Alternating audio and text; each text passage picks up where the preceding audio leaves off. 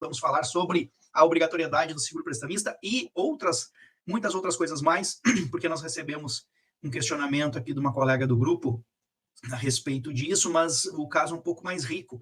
Então, vamos falar de uma série de questões, inclusive envolvendo os encargos que são cobrados, muitas vezes, no parcelamento, né, da aquisição dos imóveis.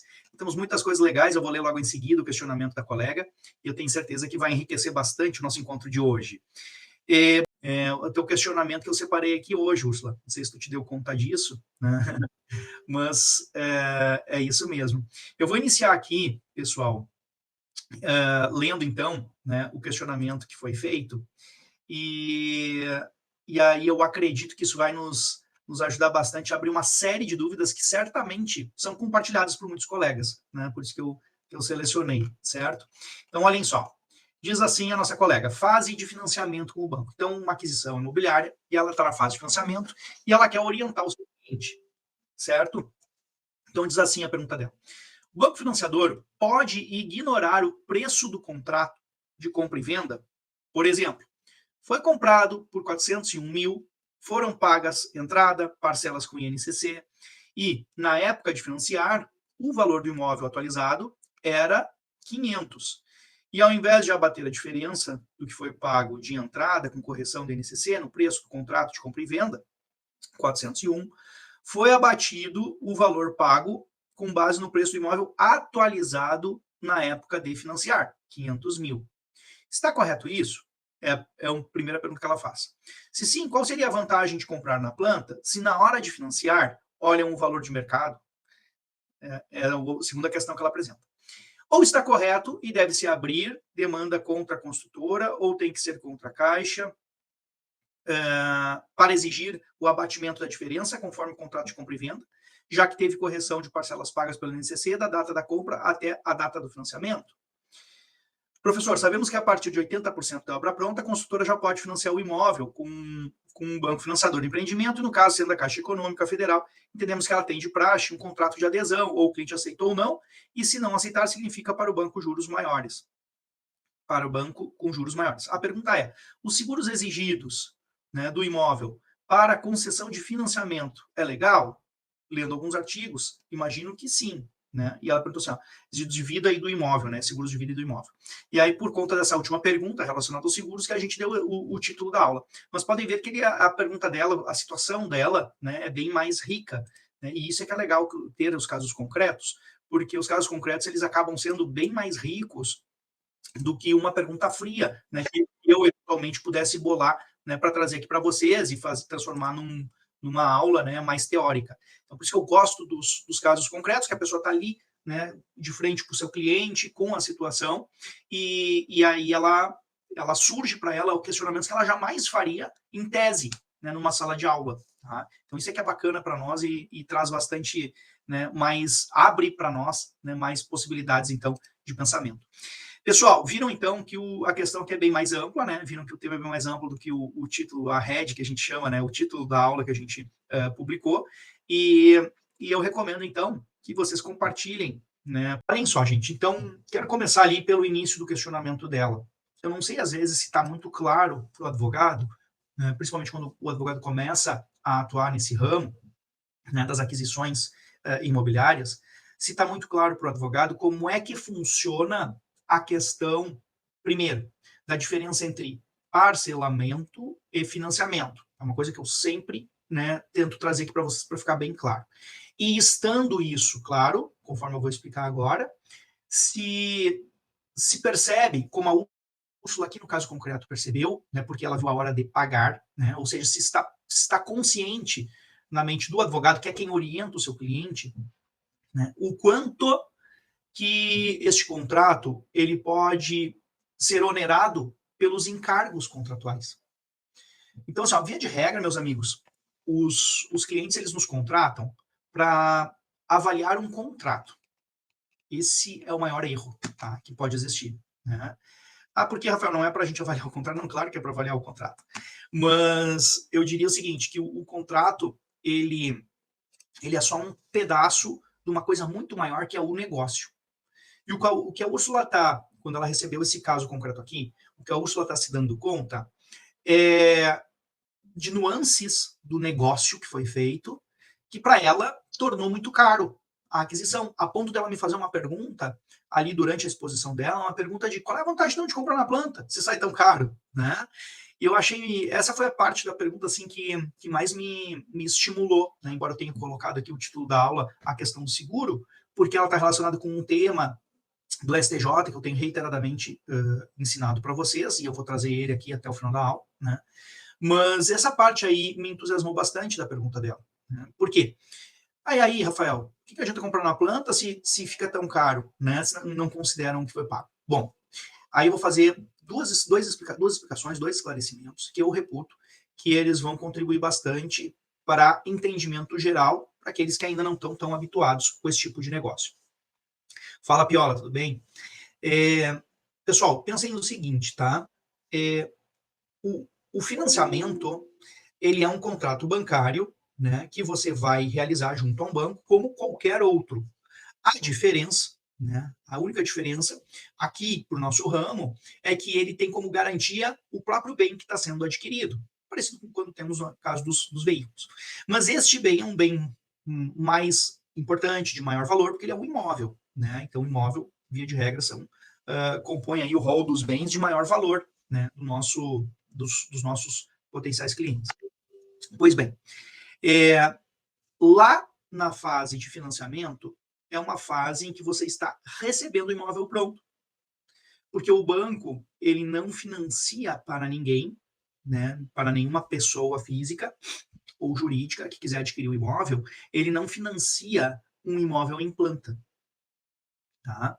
Então, o financiamento se dá na entrega do imóvel, porque daí a pessoa recebe uma unidade daquele empreendimento e dá aquela unidade em garantia do seu contrato, certo?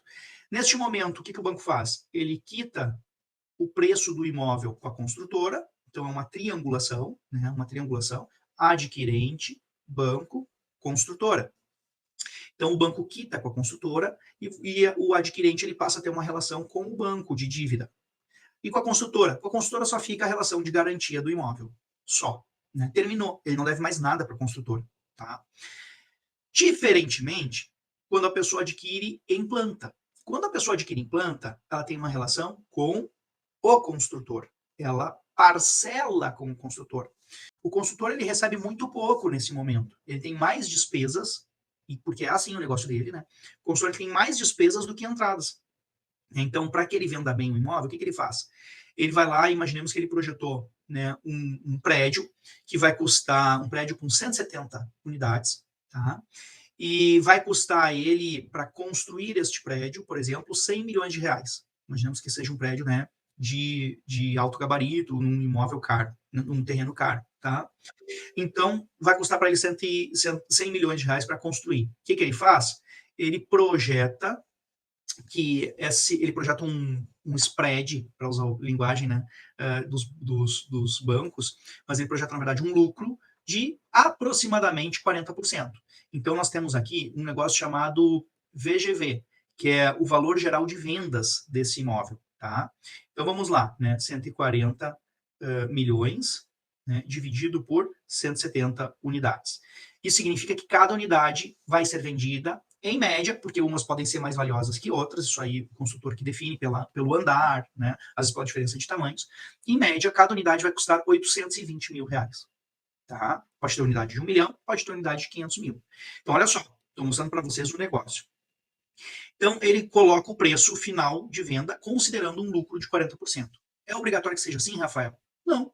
Né? É uma média de mercado. Tá? Uma prática comum de mercado. É mais ou menos isso. Ele vai custar 100 milhões para o cara e ele vai vender, né, a 140 milhões. Puxa, que lucro maravilhoso e tal. Ainda assim, é um negócio de alto risco, porque ele depende das vendas, e pode ser que os custos que ele projetou, né, fiquem um pouco maior, então isso pode variar, não é uma matemática perfeita. E mais, ele vai botar na frente os 100 milhões, que aumenta bastante o risco do negócio, então ele vai botar na frente. E aí, o que ele vai fazer? Quando ele for vender esses imóveis de aproximadamente 820 mil, ele vai chegar e vai fazer uma proposta comercial que seja imperdível. Ele vai pegar e vai dizer assim, pessoal, me dá aqui 20 mil de entrada e me paga parcelas de 1.500 por mês. Aí tu vai me dizer assim, qualquer um compra na planta, né? Como é que eles conseguem fazer isso? né? Porque ele quer, na verdade, o construtor, garantir o adquirente. Ele quer garantir o adquirente, ele quer ter um adquirente. Então, esse valor aí da entrada e das parcelas, ele é um valor bastante aquém, bastante abaixo do preço real do imóvel. Olha só, Úrsula, está te dando conta disso? Então, ele é um preço bastante abaixo do imóvel. Ele quase que faz pouco efeito no pagamento do preço. Aí vem a grande sacada da questão. Então, imagina o seguinte, o sujeito vai botar 100 milhões na frente. Claro, não vai botar 100 milhões de uma vez só, né? O início da obra ele vai gastar ali no primeiro mês, né? Daqui a pouco ele vai gastar nas fundações, tá? 300 mil, depois mais com salários, mais 200, e assim por diante ele vai gastando, né? Durante a construção da obra, vai gastando aos pouquinhos. Mas quando chegar lá no copo cheio da obra pronta, ele vai ter gasto aproximadamente 100 milhões. Só que o dinheiro, como todos nós sabemos, ele perde valor com o tempo. A isso nós chamamos de inflação. Né? Todos nós sabemos disso. Embora a inflação brasileira, em termos assim, de comparativo mundial, esteja muito bem, obrigado, né? Ela está ali no patamar de 5%, 4%, 5%. Então nós não estamos hoje sentindo tão forte, né, os efeitos da inflação, como outros países estão sentindo. Existe sim um efeito de inflação e ele é imponderável. A gente não tem como saber, né, o futuro. Mas num contrato, o que o construtor faz? Ele diz assim, estou te vendendo a 800, tu vai me pagar suaves parcelas de 1.500, com uma entrada de 20, que vai ser abatido do preço, mas o teu saldo devedor, né, por exemplo, nesse caso os 800, você pagou 20 de entrada, e mais os 1.500, é 801.500. Né, porque é 823 o valor médio do imóvel. Então, 801.500 é o saldo devedor. E sobre esse saldo devedor, que daí é um parcelamento com a construtora que está botando o dinheiro antes, sabe o que ela faz? A construtora ela diz assim, este preço será atualizado até a entrega do imóvel pelo INCC. Estão me entendendo? Então, foi isto que provavelmente a Úrsula sentiu quando ela fez a pergunta para mim, que ela disse, pô, meu cara comprou por 400, está pagando 500. O que aconteceu aqui? Evidente que eu não vi o contrato, eu não analisei, pode ter erro na hora da cobrança, sim, tá? Às vezes quando a gente, né, identifica aqui uma discrepância grande, a gente até faz um cálculo, né, contrata alguém que faça um cálculo para nós, para projetar essas amortizações, para ver se está correta a cobrança. É possível que se faça isso. Mas, voltando à linha de raciocínio, percebam que o valor que a pessoa pagou de entrada e de parcelas, ele é bem pequenininho.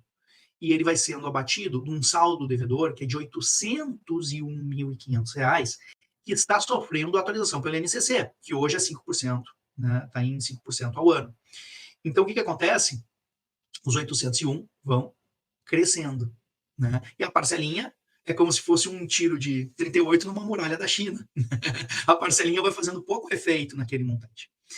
Alguns empreendimentos, para além do INCC, ainda colocam como encargo juros.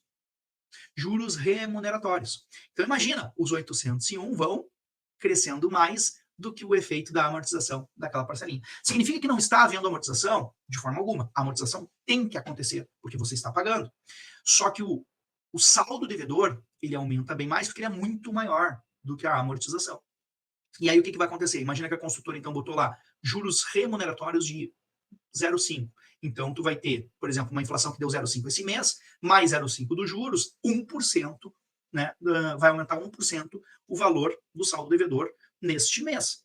Né? 1% de 800 mil, então significa que vai aumentar os 801 mil em 1% e vai abater aqueles 1.500, né, que é a parcela combinada com a construtora.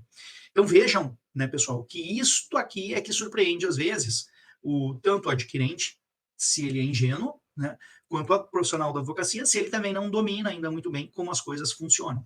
E esta é a diferença do parcelamento para o financiamento. Eles são parecidos porque eles ocorrem com uma mesma lógica. Eles ocorrem com uma parcela, né? A cobrança é feita por parcela. Mas eles têm natureza jurídica completamente diferente. Por quê? Porque o parcelamento é feito direto com a construtora. Quando chegar no final dessa obra, imagina que essa obra seja projetada para entregar em 24 meses. Né? A pessoa vai ter pago, né, 24 parcelas de 1.500. Tá? Vejam que se ela pagou 24 parcelas de 1.500, deixa eu ver aqui, ó, 24 vezes 1.500, ela pagou 36 mil. Né? Eu não estou fazendo o cálculo de amortização, que ele é diferente. Né? Mas imaginemos lá que os 801 mil, né, e 500, ele teve em 24 meses, né, vou botar aqui, mais, em 24 meses, ele teve 1% de média ao mês de aumento, significa, né, que ela aumentou em 192 mil o saldo devedor. Agora, na hora de assinar o contrato, ele vai ser um imóvel de 993 mil, projetado para daqui 24 meses. Então, você comprou hoje por 820, mas você vai pagar, né, lá no 24º mês, eu estou projetando aqui, 993. Não é exatamente isso, porque tem as parcelinhas que você foi pagando, né? No caso aqui, em torno de 36 mil. Então, estou fazendo aqui cálculo sem fazer a amortização correta. Se fosse assim em valor histórico, baixaria para 950. Então, a sensação é que a pessoa pagou, e o saldo devedor somente aumentou. Mas isso é natural, porque o saldo devedor é uma muralha da China, e os pagamentos, né, são muito pequenininhos. Tá? Então, este é o efeito na aquisição em planta. Este é o efeito na aquisição em planta. Aí vou responder aquela pergunta ali que me instigou, da Úrsula. Então, por que vale a pena comprar em planta, Rafael? Bom, vale a pena comprar em planta se este imóvel que eu adquiri hoje a 800 e que eu vou pagar lá adiante 900, se ele está numa área nobre da cidade, se ele é um imóvel que tem um projeto bacana, um projeto interessante, que chama atenção. Perdão, pessoal. Muito provavelmente, quando ele for entregue no 24º mês, o mercado terá avaliado ele em mais do que os 900 e tantos mil, que foi o que eu combinei de pagar, né, com a construtora, já com esses encargos. Ah, então ele vai estar valendo, Rafael, 1.100? Então, a pessoa teve uma vantagem de aumento patrimonial em relação ao preço que ela pagou. Ou ele vai estar valendo 1.200, ou, quiçá, imagina se a pessoa fez um negócio, né, e deu super certo o empreendimento, se valorizou horrores, está valendo 1.500.000. Claro, ela não vai. As pessoas têm a tendência de pensar do jeito analógico, né? Elas não têm a capacidade de calcular a perda do dinheiro e tal. Mas analogicamente ela vai pensar assim: puxa, paguei 800, vale 1,5, ganho o dobro. Agora vocês acabaram de ver que não é bem assim, porque o saldo devedor ele aumenta, mas é um super lucro, uma super vantagem. E isso aconteceu durante muitos anos no Brasil e provavelmente vai acontecer em outros momentos de ciclo econômico positivo, né? E é por isso, respondendo a pergunta da Úrsula, que as pessoas adquirem em planta, porque elas têm a expectativa de que o imóvel, né, por ter sido bem escolhido, né, ou seja, eu escolhi com inteligência este imóvel, numa cidade que está se valorizando, que está crescendo, numa região que é boa, numa zona da cidade que é muito interessante, que também está crescendo. Então, pela minha escolha, pela minha capacidade, pela minha aptidão de escolha, eu entendo que eu vou ter uma vantagem de aumento patrimonial. Aí é que está o ganho. O ganho, então, está em relação à expectativa de crescimento do mercado, que se confirma, né, faz com que o negócio seja excelente, ainda que o saldo devedor tenha aumentado. Então, olha só o que a Ursula me perguntou. Ela disse assim, Rafael, a pessoa comprou por 400, fez alguns pagamentos, fez os pagamentos durante que foram combinados, e ainda assim, na hora de financiar, eles apresentaram um valor de 500. E então eles podem, o que a gente vai comprar antes? Vocês estão botando o valor de mercado. O que eu estou supondo pela pergunta dela? Eu estou supondo que ela imagina que o valor de mercado desse imóvel pronto, né, ele seja 500 mil, e que ela imagina que eles tenham feito o valor de mercado na hora de fazer o pagamento do financiamento. Não é isso, ou não deveria ser isso. Se for isso, está errado. Tá? De forma nenhuma, uma construtora jamais poderia dizer assim, eu te vendi lá atrás por 800, mas hoje vale 1.500, então tu tem que pagar 1.500 para mim. Não pode. Jamais isso poderia acontecer. O que ela pode fazer é o que eu acabei de explicar. É apresentar o saldo devedor, que foi combinado no contrato, né? E aí sim fazer o financiamento pelo saldo devedor com as amortizações corretamente lançadas. Né? E aí então nós teríamos, nesse meu cálculo aqui, de padeiro, né, grosso modo, nós teríamos aqui uma situação em que tem um saldo devedor de 950 mil. Né? E aí isso seria financiado. Mas o mercado degringolou, ou o meu cliente escolheu um imóvel que não valorizou. Né? O que pode acontecer? Poderia, em tese, né, pessoal, em tese, poderia o imóvel valer hoje menos do que o cliente está pagando? Poderia. É comum que isso aconteça? Não, não é comum. O mercado imobiliário é um mercado que regularmente, né, ou em situações, né, atmosféricas normais, ele é um mercado de valorização. Tá? Mas, para fins de análise de risco, poderia alguém incorporar na planta um preço e vender menos do que ele? Sim, poderia. Eu mesmo, como adquirente, já passei por isso. Né? Eu já comprei imóvel de uma pessoa que comprou em planta por um valor menor do que ela pagou. Por quê? Porque eu escolhi o momento de aquisição, que era um momento de baixa né? Por exemplo, eu me lembro desse caso muito na minha mente, porque foi lá naquele período do impeachment, né? Do impeachment, foi um momento econômico muito ruim para o país e caíram os preços. E na época eu tinha um recurso para investir, aí eu peguei, eu fui ao mercado e fiz a aquisição, né, de um imóvel. E eu me lembro que a pessoa que tinha comprado aquele imóvel, né, vamos supor aqui que o valor seja, né, 300 mil, a pessoa que comprou aquele imóvel tinha comprado o imóvel por 300 mil e acabou me vendendo a 250. Por quê? Porque o mercado caiu. Mas foi um momento pontual. Então, pode acontecer em tese? Pode acontecer em tese, mas não é comum, tá? Não é comum, né? Isto é as nuances de mercado, né? As nuances de mercado. Se aquela pessoa que me vendeu 250, ela tivesse esperado 3 anos, olha só que loucura, gente. Em 3 anos, esse imóvel, ele valorizou 3 vezes. Ele passou para 900 mil o preço dele. Olha que loucura. Se essa pessoa que vendeu por 250, porque estava precisando num momento ruim de mercado, tivesse esperado 3 anos, ela teria vendido a 900. Né? Aí você vai dizer assim, puxa, péssimo negócio que o cara fez. Ele não tinha como saber. Ele precisava de recurso e precisava sair daquilo ali. Assim como eu que adquiri, não tinha como saber também. Né? Senão teria adquirido 3 iguais daqueles. Né? E ninguém tem como saber. Só estou trazendo isso para vocês entenderem a lógica do negócio imobiliário. Porque isso faz com que nós, advogados, tenhamos condições de orientar melhor os nossos clientes. Sem entender o jogo, não tem como fazer uma boa orientação, uma orientação de excelência, né? Sem entender as regras do jogo. Então, perdão, vamos seguir agora com o questionamento da Úrsula. Então vamos lá. Deixa eu revisar aqui, né, tudo que ela escreveu para eu não me perder. Então, ela disse que o banco, então, poderia ignorar o preço do contrato? Não poderia. Não poderia, pelos motivos que eu acabei de explicar. Né? Foram pagas a entrada e parcelas com a NCC, e na época de financiar o valor era 500, e não mais 401. Deve ter sido desse efeito que eu falei, então. Né? Mas não por causa do preço do mercado. Pode ser que esse imóvel não valha 500, né, Úrsula? Pode ser que esse imóvel vale 600 no momento da entrega. Entende? Então, certamente o que dá para você fazer é calcular esse saldo devedor e ver se eles amortizaram corretamente. Daqui a pouco não é 500, eles amortizaram errado, é 480. Aí sim você teria razão, né, em relação à falta da amortização, do abatimento do valor pago. Né? Não pode deixar de ser abatido o valor pago no método certo de amortização. Tá bom? Aí ela perguntou se valia, eu já respondi, a pena comprar, né? Vale a pena, mas existem os riscos que são naturais, você pode ganhar muito, como no meu caso, ou você pode perder, como no caso, né, dessa pessoa que me vendeu, certo? Aí, né, vem a seguinte questão, né? Contrato de compra e venda, já teve correção, passou na na data, compra até o financiamento. Bom, no momento do financiamento, tá, com a Caixa, que ela diz ali, né? No momento do financiamento com a Caixa, aí muda a lógica. Aí deixa de valer o contrato do parcelamento com a construtora, ele vai ser extinto. Ele vai ser extinto pelo pagamento. Então, terminou aquele contrato. Aquele contrato não tem mais serviço, serventia para nós, advogados, em relação ao débito, em relação ao saldo devedor. O que acontece? Aquele contrato ele vale para a gente descobrir qual era o preço, qual era o valor do saldo devedor no momento do financiamento. Então, descobri aqui no meu exemplo que era 950 mil. Ponto. Aquele contrato ele vai ser quitado por 950 mil. A Caixa vai pegar o imóvel em garantia e vai emprestar os 950 mil para quitar o imóvel. Só que ela não, o dinheiro não passa pela conta do adquirente, vai direto para a conta, né, do construtor. Lembra do triângulo, né? Então, adquirente, banco, construtora. A construtora deposita 950 e extingue o contrato, né, pelo pagamento, tá? Fica resolvido pelo pagamento, o contrato com o adquirente. E o adquirente passa a ter uma relação com o banco. Nesse caso da Úrsula aqui seria com a Caixa. Então, passa a ter uma relação de dívida de 950 mil. Aí esquece o imóvel. O imóvel vira garantia. Não é mais uma aquisição de imóvel. O imóvel ele é uma garantia da Caixa. Vai ser alienado para a Caixa.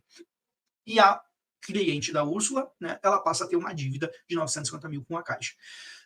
Perdão. Aí mudam os encargos completamente. Aí ela vai negociar com a Caixa qual é o juro que vai ser cobrado, o método de amortização. Aí é um contrato de natureza bancária. Aí nós saímos dos contratos imobiliários e caímos nos contratos de natureza bancária. Que, via de regra, né, no ambiente brasileiro, que nós temos praticamente 5 bancos que dominam aí 80% do mercado bancário, né, a Caixa, né, quase que hegemônica no âmbito dos imóveis, né, nós sabemos que os encargos são bem caros, né, os encargos de financiamento são bem altos, bem elevados no Brasil. E aí a pessoa, então, vai trocar aquela parcela que ela tinha combinado com a construtora por uma parcela que vai ser combinada com o banco. E aí o contrato, que antes era pagar os 1.500 até 24 meses e depois pagar o saldo devedor para o financiamento. Esse aqui fica extinto e aí tu vai ter um contrato de 30 anos, quiçá, né, com o banco, certo? Então, suaves parcelas durante 30 anos. Então, aí mudou a natureza jurídica do contrato, ok? Então, é isso que acontece. Viram que não foi desconsiderado o preço que foi feito no contrato de parcelamento com a consultora. Aquele preço e aquela formação daquele saldo devedor é a base para o financiamento, tá? Então, beleza. Aí, né, ela vem e faz o último questionamento dela, né? O cliente aceita ou não aceita, significa ir para banco com juros maiores. Sim, porque daí tu cai nas mãos do financiamento bancário, tu não tem saída. E sim, os juros podem ser bem mais elevados do que aquilo que foi combinado com a consultora. Imagina que no teu caso não tinha, a consultora não cobrava juros, e eu conheço muitas consultoras que não cobram juros, que elas cobram só o INCC, né? Então daí tu cai num banco que vai te cobrar juros e vai ficar mais elevado o teu saldo devedor, o custo, o preço do saldo devedor vai aumentar. Sim, Úrsula, é assim mesmo. Daí tu cai nos bancos, né? Essa é a lógica. E o seguro, né? O seguro de vida e do imóvel. Bom, a gente chama isso aqui, na verdade, de seguro prestamista, tá? E né, a última pergunta, que é o head da nossa aula, né? Embora que nem eu prometi para vocês, ela é bem mais rica de informações, né, do que o próprio título. A resposta é que sim, no ambiente, né, de financiamento imobiliário, tem legislação prevendo a obrigatoriedade do seguro prestamista. O que eu considero até um pouco de uma coisa um pouco até chata, porque você vai pagar um seguro para garantir que o banco não fique inadimplente se o adquirente morrer. Então é como se estivesse pagando um seguro para o teu credor, né? Mas em termos contratuais ele poderia exigir isso, né? O que tem de errado neste ponto, tá, Úrsula? O que está errado neste ponto e que às vezes acontece com bastante frequência no Brasil, né? O que tem de errado neste ponto é que os grandes bancos eles têm ajustes, negociações com uma determinada seguradora, tá? E aí eles fazem uma espécie de venda casada. E a pessoa nem avalia se tem no mercado outros seguros melhores, com seguradoras mais sólidas, ou com seguradoras com preço melhor de seguro, né? E às vezes o seguro até é um valor bem expressivo da parcela. Mas tem uma parcela lá de R$ 1.500, o seguro é R$ 300, né? Olha só, vai para 1.800 a tua parcela por causa do seguro prestamista. Então, sim, existe um problema, né, bem grave no Brasil, que é a ideia que transmitem de que está condicionado para você fazer o negócio a utilização do seguro bancário, tá? A utilização do seguro bancário, ou seja, aquele oferecido pelo parceiro comercial do banco.